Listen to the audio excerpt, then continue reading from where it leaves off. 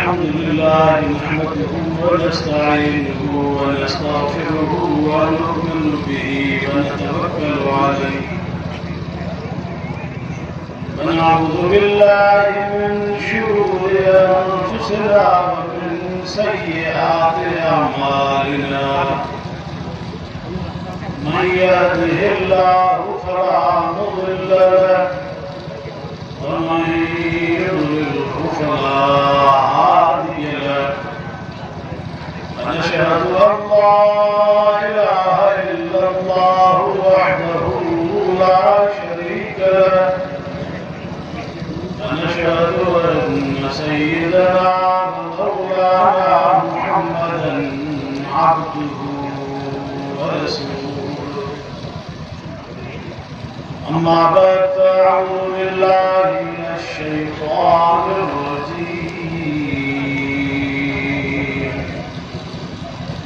بسم الله الرحمن الرحيم إنا نحن نزلنا الذكر وإنا له لحافظون صدق الله مولانا العظيم وبلغنا رسوله النبي الصادق الأمين ونحن على ذلك لمن الشاهدين والشاكرين والحمد لله رب العالمين. إن الله وملائكته يصلون على النبي يا أيها الذين آمنوا صلوا عليه وسلموا تسليما. اللهم صل على سيدنا محمد النبي الأمي وآله وبارك وسلم عدد كل معلوم لك دائما أبدا. मुझे मोहतरम दोस्तों भाइयों, आज जो प्रोग्राम बसिलसिला इस्लाम फजीलत हुफ़ाज़ किराम असांजे दीनी इदारे जे ज़ेर इंतज़ाम थी रहियो आहे जंहिंमें तव्हां सां शरीक थिया आहियो।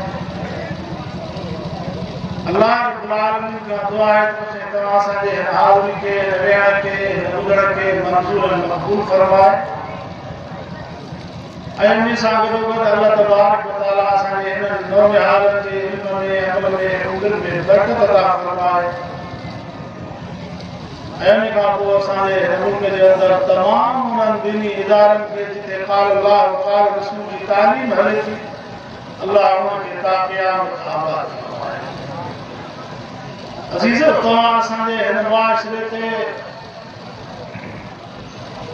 इन्हनि इदारनि जा इहे असरात आहिनि जो असांखे अल्लाह ऐं अल्लाह जे रसूल जी ॻाल्हि मालूम थिए, इस्लाम जी तहज़ीब खां मुस्लमान आगाह थियनि था। जेकॾहिं इहे दीनी इदारा न हुजनि, अल्लाह ऐं अल्लाह जे रसूल जी तालीम न हुजे त पोइ असांजो मुआशिरो बि अंग्रेज़नि वारो मुआशिरो हुजे जिते मथा उघाड़ा करे बीही करे पेशाब करणु, बीही करे खाइणु थी, पोइ असांजो मुआशिरो बि ईअं ई थी वञे। पर इहा इन्हनि इदारनि जे मरहून मिन्नत, इन्हनि इदारनि जे ई करे इन्हनि जे असांजे मथां इहो एहसान आहे इदारे वारनि जो। इहे इदारा हलाइनि था ऐं मुस्लमाननि जा बचिड़ा फैज़याब थियनि था ऐं असांखे इस्लाम जे रूह खां आगाही मिले थी ऐं पैगंबर अलैहिस्सलातु वस्सलाम जे सुन्नत खां असांखे ऐं उन्हनि जे तरीक़े खां आगाही मिले। अल्लाह साईं इंसाननि खे ॿ शयूं पंहिंजे तरफ़ां इनायत फरमाए तां त ही इंसान हैवानियत खां निकिरनि ऐं असुल इंसानियत जे ढांचे में अचनि। पोइ इंसानियत में अल्लाह तबारक व तआला इंसाननि जी रहनुमाई करे थो। हिकु पंहिंजे तरफ़ां अल्लाह तबारक व तआला तालीम जो सिलसिलो मुक़ररु कयो, ॿियो अल्लाह रब्बुल आलमीन पंहिंजे तरफ़ां अंबिया जो सिलसिलो मुक़ररु कयो। अल्लाह से किताब जेकॾहिं तौरात जे सूरत में ॾे थो तो पैगंबर अल्लाह जो हजरत मूसा जे सूरत में आ जेकॾहिं अल्लाह से किताब इंजील अता फरमाए थो त अल्लाह जो रसूल वरी हजरत ईसा अलैहिस्सलाम जे सूरत मुबारक में जे अल्लाह जी तालीम ज़बूर जे सूरत में मिले थी पई त अल्लाह जो रसूल वरी हजरत दाऊद जे सूरत मुबारक में जे खुदावंद कुदूस जी तालीम हिन कलामुल्लाह हिन कुरान पाक जे सूरत में आहे त अल्लाह जो रसूल वरी पैगंबर अलैहिस्सलाम हजरत मोहम्मद मुस्तफा अहमद मुस्तफा सच्चो सल्लल्लाहु अलैहि वसल्लम अल्लाह से उन्हनि खे मबूस फरमाए ऐं तमाम अंबिया अलैहिस्सलाम जेके भी दुनिया जे तख़्ते ते आया उन्हनि समूरनि पंहिंजे दौर जे अंदर पंहिंजे उन्हनि जमातुनि खे पंहिंजे क़ौमुनि खे पंहिंजे उम्मत खे अल्लाह जे फरमान खां आगाह कयो ऐं उन्हनि खे समूरनि खे बेक ज़ुबान इहे ई लफ़्ज़ चयो या क़ौम इब्दुल्लाह ऐं क़ौम मुंहिंजे ख़ुदा जी इबादत कयो वातिऊन मुंहिंजी इताअत कयो मुंहिंजी ताबेदारी कयो जेको भी नबी आयो दुनिया में इहे ॿ ॻाल्हियूं हिकु त जीअं मां चवां उएं कयो ऐं ॿिए नंबर में अल्लाह रब्बुल आलमीन जे दर ते झुको ख़ुदा खां सवाइ ॿिए खे नफ़े नुक़सान जो मालिक बि न सम्झो ॿिए खे हाजत रवा ऐं मुश्किल कुशा बि न सम्झो ऐं ॿिए जो ख़ौफ़ बि दिलि में न रखो ऐं उन्हीअ में ई ख़ैर ऐं शर जी उमेद रखो गैर में न रखो इबादत उन्हीअ जी कयो इताअत मुंहिंजी जेको भी नबी आयो सभिनी बेक ज़ुबान इहे ॿ ॻाल्हियूं कयूं आहिनि ऐं इंसान जी फलाह ऐं कामयाबी जो दारो मदार भी इन्हनि ॿिनि शयुनि ते आहे अल्लाह से कुरान करीम जे अंदर भी इहा ई शइ फरमाए थो मन युतिअल्लाह व रसूलहु फ़क़द फ़ाज़ फ़ौज़न अज़ीमा अल्लाह फरमाए थो त जंहिं मुंहिंजे हुक्म जी इताअत कई मुंहिंजो फरमान पढ़े मुंहिंजी इबादत कई मुंहिंजे हुक्म ते हलियो मूंखे राज़ी कयो ऐं मुंहिंजे रसूल जी ताबेदारी उन जे तरीक़े खे चिंबड़ी वरिते इहो वॾी कामयाबी कामयाबी जो राज इंसान जो हर दौर में जेके भी इंसान हज़रत आदम खां वठी करे क़यामत ताईं अचण वारा इंसान जेके भी दुनिया में आया या जेके ईंदा या जेके गुज़री चुका उहे भी इन सूरत में कामयाबी सां उथंदा जॾहिं अंबिया जी इताअत उन्हनि खां थी हूंदी ऐं अल्लाह जे हुक्म जी इताअत फरमाबरदारी ऐं हिन दौर जे अंदर भी उहे ई वारा ख़ुदा वटि सुरख़ुरू थींदा जन ख़ुदा जे फरमान खे चिंबड़ी वरितो अल्लाह जे हुक्म खे पूरो कयूं ऐं पैगंबर पाक जे तरीक़े खे चिंबड़ी वरितो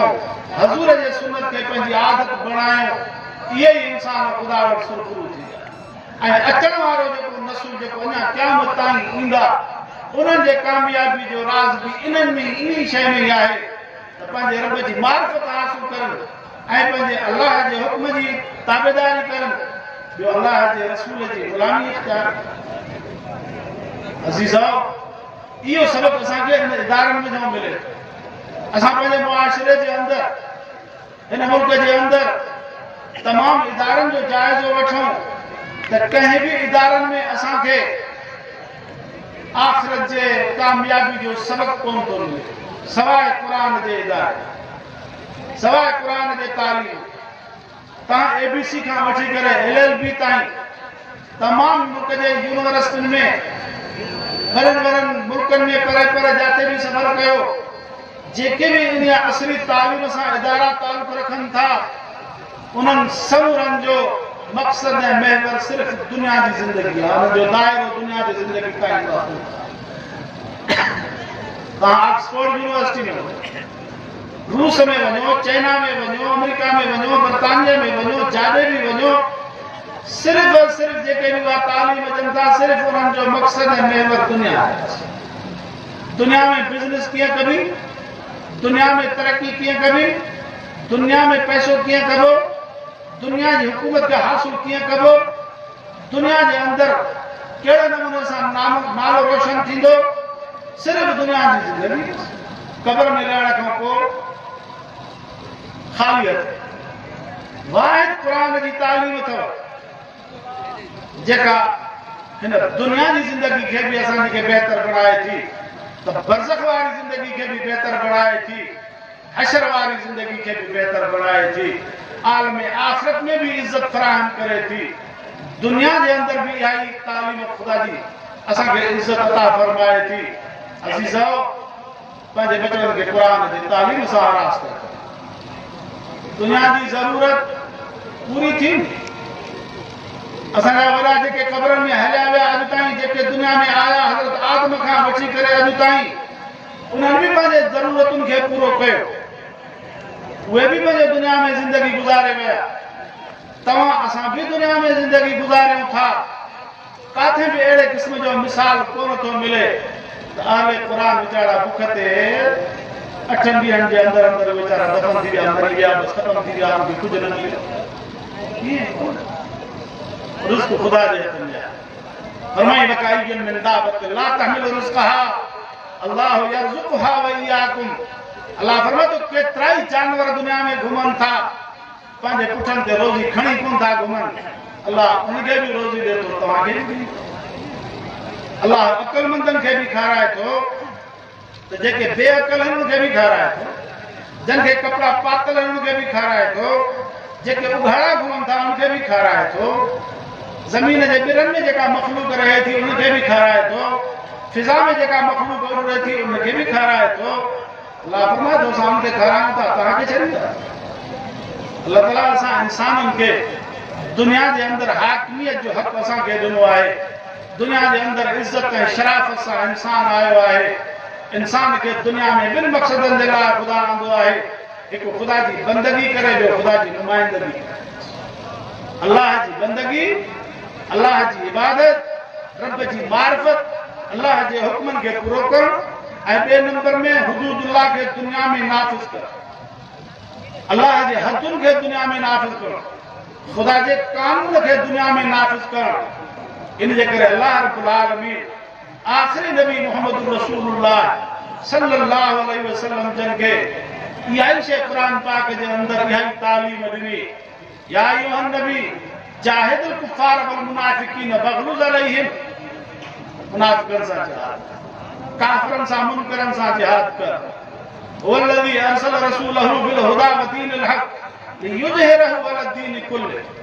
ओ तमाम जेके पुराणा अदियान बातिला, वो जेके माण्हू बुत परस्ती में महल हुया, ख़ुदा खां सवाइ ॿियनि खे मुश्किल कुशा हाजत रवा सम्झण वारा, ऐं जंहिंजा अक़ीदा जाते फाथल हुया, मुख़्तलिफ़ ख़्यालनि जा माण्हू, मुख़्तलिफ़ तरीक़नि ते हलण वारा माण्हू, पंहिंजा मुख़्तलिफ़ ख़ुदा सजायूं वेठा, मुख़्तलिफ़ तरीक़ा मुख़्तलिफ़ रवाज उन्हनि में क़ाइमु हुया।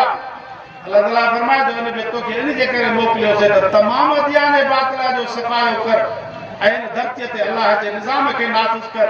वयकुन दीनु कुल्लुहु लिल्लाह, तां त ख़ुदा जी हुकूमत हिन दुनिया में क़ाइमु थी। ऐं पैगंबर ई करे ॾेखारियो, हज़ूर ई करे ॾेखारियो।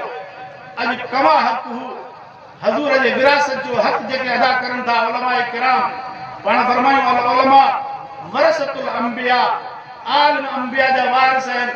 पैगंबर जेको दुनिया में कमु करे वियो, अॼु आलिम उन कम खे चिमड़ी वठनि था, आलिम उन कम जे कढ हलनि था, आलिम उहा ई मिशन खणी करे निकिता आहिनि। पाण फरमायूं अल्लाह साईं जीअं मूंखे आख़िरी नबी करे मोकिलियो ऐं अॻु में जेके 1.25 लख अंबिया दुनिया में आया, उन्हनि मां हिकिड़ो नबी वेंदो हो त ॿियो ईंदो हो। दीनी दुनिया उमूर में उहो उन पंहिंजे उम्मत जी क़यादत कंदो हुयो, उन्हनि जी अॻुवाणी कंदो हुयो। ऐं हज़ूर जन खां पोइ हज़ूर जन बि दुनिया में उम्मत मुस्लिमा जी क़यादत कई ऐं हुकूमत क़ाइमु कयूं इस्लामी। ऐं पोइ ख़ुलफ़ाए राशिदीन जो वरी हज़ूर खां बाद में दौर शुरू थियो। अॼु इहा ज़िमेदारी उलमा ते आहे। अॼु जेकॾहिं आलिम न उथंदा, आलिम जेकॾहिं हक़ ऐं सच जे आवाज़ खे बुलंद न कंदा, आलिम जेकॾहिं ज़ुल्म जे ख़िलाफ़ आवाज़ न उथारींदा, आलिम जेकॾहिं अल्लाह जे हदुनि जे निफ़ाज़ जे लाइ महिनत जाखोड़ न कंदा त ख़ुदा इन्हनि क़यामत जो पुछा। ऐं उम्मत जा उहे अफ़राद जेके आलिमनि खे पुठी ॾींदा, उलमा खां परे भेजदा, उलमा खां नफ़रत कंदा ऐं हज़ूर जा उम्मती सॾाईंदा, क़यामत जॾहिं अल्लाह ताला उन्हनि खां पुछा कंदो त तव्हां कंहिंजी कढ लॻा, तव्हां कंहिंजे पुठियो कढ हुयो, तव्हां कंहिंजी क़यादत अख़्तियार कई, तव्हां कहिड़ा रस्ता अख़्तियार कया। अज़ीज़ो हज़ूर जे वारिसनि खां बि पुछा थींदी त हज़ूर त हे तरीक़ो दुनिया में छॾे आयो, तव्हां कहिड़े धण सां हुयो? हज़ूर जे उम्मत खां बि ख़ुदा पुछा कंदो त हज़ूर जे वारिसनि तव्हांखे सॾु कयो, तव्हां पुठी ॾेई करे छो कंदो? क्या मुझे सभिनी खां सुवाल। लिहाज़ा अॼु वक़्त जी तक़ाज़ा आहे असां पंहिंजे मुआशरती ज़िंदगी जे अंदरि पंहिंजे तमामु जेके बि इबादत जा तरीक़ा या जेके असांजा मामलात जा तरीक़ा उन्हनि सबूरनि खे हज़ूर जे तरीक़े जे मुताबिक़ पैगंबर अलैहिस्सलातु वस्सलाम जेको दीन छॾे विया, जेको तरीक़ो छॾे विया, उन तरीक़े जे मथां अॼु उम्मत जे आलमनि खे बि हलणो आहे। कमा हक़हू उहा विरासत जेका हज़ूर जे तरफ़ां विरासत में मिली उलमा खे उन तरीक़े खे चिमड़ी वठनि ऐं उहो ई नमूनो हज़ूर वारो पेश करनि ऐं उम्मत जे मथां बि इहो फ़र्ज़ बणिजे थो त उन हज़ूर वारे दीन ते हली करे ऐं अॼु उन जा जेके अलम बरदार दीन जा आहिनि उन्हनि जी कड़ लॻनि ऐं उन्हनि जी क़यादत खे तस्लीम अल्लाह तबारक व तआला आख़िरी नबी दुनिया में मोकिलियो। पाण फरमायूं त हाणे मुंहिंजे दुनिया में वञण खां बाद में मुंहिंजे उम्मत जा आलिम जेके आहिनि उहे उहो कमु कंदा जेके अॻियां नबीअ कंदा, क़ौम जी अॻुवाणी कंदा, दीनी दुनिया उमूर में हुननि जी रहनुमाई कंदा, उहे कम आम न कंदा। अॼु जेकॾहिं असां आलिमनि खां नफ़रत कंदासीं, अज़ीज़ जेकॾहिं परे थींदासीं ऐं आलिमनि जे लाइ चिमी गोइयूं कंदासीं ऐं आलिमनि जे मथां तान तंज़ कंदासीं, ख़ुदा वटि पुछा थींदा। ऐं जॾहिं असांखे यकीन आहे त ख़ुदा वटि ज़रूरु उथणो आहे, हिन दुनिया में असांखे हमेशह रहणो आहे। पाण फरमायो मां दुनिया में वेंदुसि, अंबिया अलैहिस्सलाम तमामु मूंखां अॻु में जेके आया उहे बि विया, मां आख़िरी नबी आहियां, तव्हां आख़िरी उम्मत आहियो, हे क़ुर आख़िरी किताब अथव। फरमायो मां तव्हां मूं जॾहिं वेंदुसि तव्हांखे छॾे वेंदुसि, ॿ कम तव्हां में छॾे वेंदुसि, इन त मसक्तुम बिहिमा फलन तज़िलू अबदा। जॾहिं तव्हां उन ॿिनि शयुनि खे चिमड़ी वरितुव त कॾहिं बि तव्हांखे का दुनिया जी ताक़त गुमराह नथी करे सघे पई। हिकु मां अलाह जो क़ुर तव्हां में छॾे वेंदुसि, ॿियो फरमायो पंहिंजो तरीक़ो छॾे वेंदुसि, किताबुल्लाह व सुन्नत, अलाह जो किताब तव्हां में छॾे वेंदुसि ऐं मां पंहिंजो तरीक़ो छॾे वेंदुसि। अॼु असांखे इन शइ खे हासिल करणो आहे त असांखे अलाह जो किताब काथां मिलंदो, ख़ुदावंद जे कुतूब जो फरमान काथां मिलंदो ऐं पैगंबर पाक जो तरीक़ो काथां मिलंदो। अॼु जेकॾहिं असां दुनिया में नज़र फेरायूं था त सवाइ मदारिस जे असांखे बि काई बि अहिड़ी जाइ नथी नज़र अचे जिथे असांखे अलाह जे रसूल जो तरीक़ो मिले। दुआ कयो त अलाह ताला असांजे मदारिस खे आबाद करे। अज़ीज़ो, इहे शयूं आहिनि जेके असांजे मुस्तक़बिल जे हिफ़ाज़त जूं ज़ामिन आहिनि, असांजे बचड़नि जे मुस्तक़बिल खे बहितरी जे तरफ़ वठी वञण जे लाइ इहे मदारिस ज़ामिन आहिनि। इहो दीन हलंदो रहे, इहा तालीम क़ुर जी हलंदी रहंदी। रिजाल दुनिया में न रहंदा आहिनि, हिकिड़ा आया वरी ॿिया वेठा वरी टिया ईंदा आहिनि, हलंदो रहंदो, दीन जो कमु हलंदो रहंदो। इन इदारो अल्हम्दुलिल्लाह जंहिं इदारे जा अॼु तव्हां जे अॻियां 31-32 छोकिरा अञा कुझु न आया, 40 जे लॻभॻि इन इदारे जो इहो नतीजो जेको तव्हां जे साम्हूं आहे, असां बिरादर मंगूर साहब खे उन जे महिनत ते उनखे मुबारक ॾियूं था।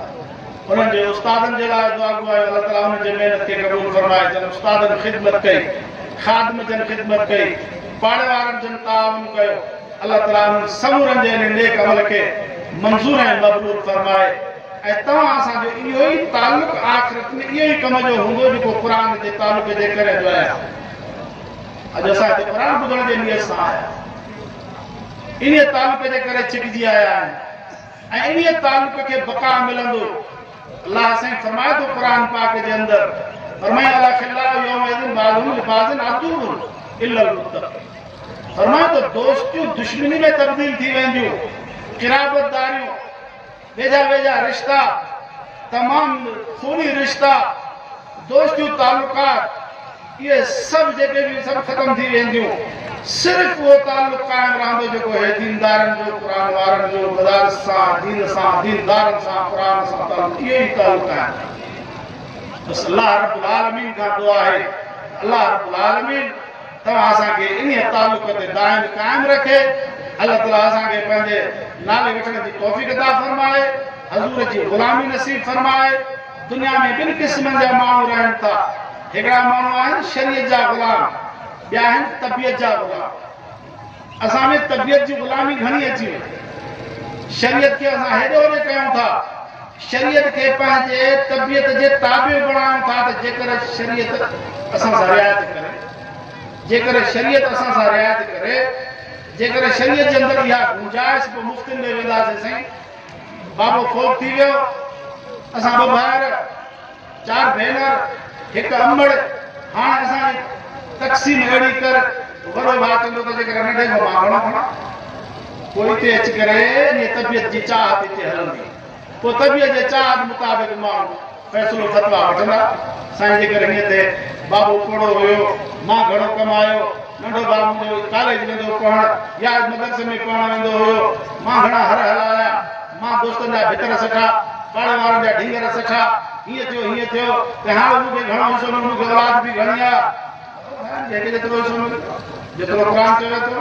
पोइ हिते माण्हू तबियत जे तरफ़ वेंदो, पोइ शरीयत जे फ़ैसिले खां निकिरी करे पोइ चवंदा हाणे बाबा खे ज़िमेदार फ़ैसिलो कयूं, पोइ उनखे असां पंहिंजे ॿुधाईंदासीं। पोइ चवंदो न बाबा हे वॾो आहे, हिन जो वधीक आहे, हिनखे ॿार बि घणा आहिनि, बचा बि घणा आहिनि, महिनत हिनखे या पढ़ो वीचारो उहो पहिरें खां माज़ूर हुयो, तंहिंजे करे बसि हाणे पोइ उनखे घणो हिसो ॾींदा। पोइ माण्हू तबियत जे चाहत जे करे शरीयत खे छॾे थो।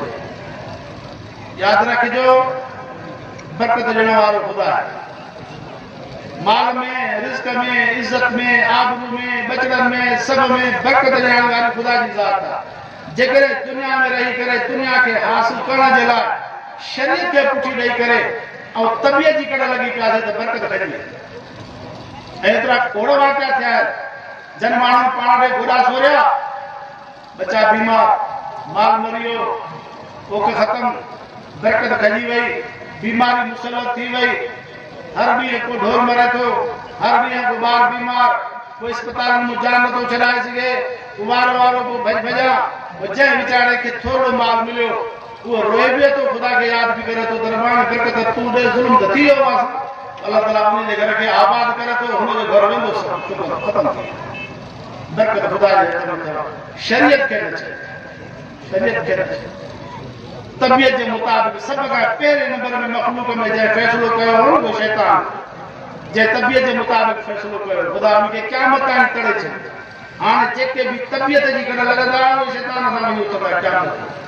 शरीयत खे मुक़दम, अल्लाह जे रसूल जे हुक्म खे मुक़दम रखो। अल्लाह ताला तव्हां असांजी हाज़िरी खे क़बूल फरमाए। असांजा महिमान मोहतरम परे खां आयल आहिनि, तफ़सीली ख़िताब उन्हनि जो थींदो। अल्लाह रब्बुल आलमीन खां दुआ आहे त अल्लाह ताला असांजे इदारे खे ता क़यामत आबाद फरमाए। अल्लाह तबारक व तआला जेके ज़रूरतूं मदरसे जी उहे पूरी फरमाए। तामीर ऐं तालीम जे कम खे अल्लाह तबारक व तआला अञा वधीक बहितर बणाए। दोस्तनि जी ख़िदमत ऐं महिनतुनि खे अल्लाह ताला मंज़ूर ऐं मक़बूल फरमाए ऐं तव्हां असांजे इन दीनी ताल्लुक़ खे रिश्ते खे हमेशह दाइम क़ाइम रखे। आख़िर दावाना अल्हम्दुलिल्लाह रब्बिल आलमीन।